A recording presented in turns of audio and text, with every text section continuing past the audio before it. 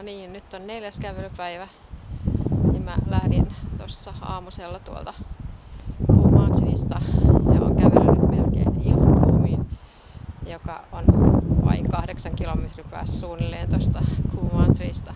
Mä päätin, että otan lepopäivän, kun kyllä noin edellisten päivien rasitukset tuntui sen verran jaloissa, että ehkä reidet enimen kovilla ja pohkeet noista nousuista ja laskuista, että pidin fiksumpana sitä, että vähän otan iisimmin.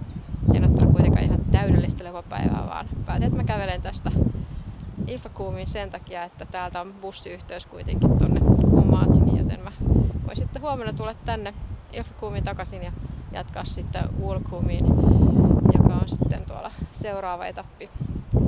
Ja mä oon nyt sitten yötä tuolla Cool Mountainissa 3 yön verran ja sitten matka jatkuu. En tiedä vielä sitten ihan tarkkaan, että mikä on sitten seuraava yöpaikka tämän edellisen jälkeen. Katsotaan nyt, miten reitti kehkeytyy ja miten mun tällainen tätikuntoni nyt sitten selviää tästä.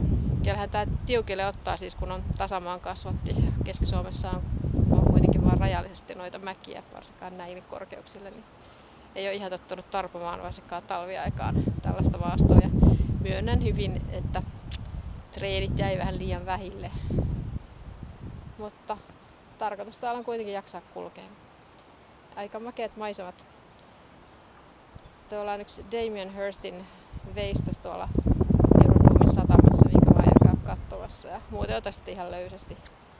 Että se on vähän varmaankin, että menin teekupposelle johonkin ja nautin jotain hyvää ja herkkua.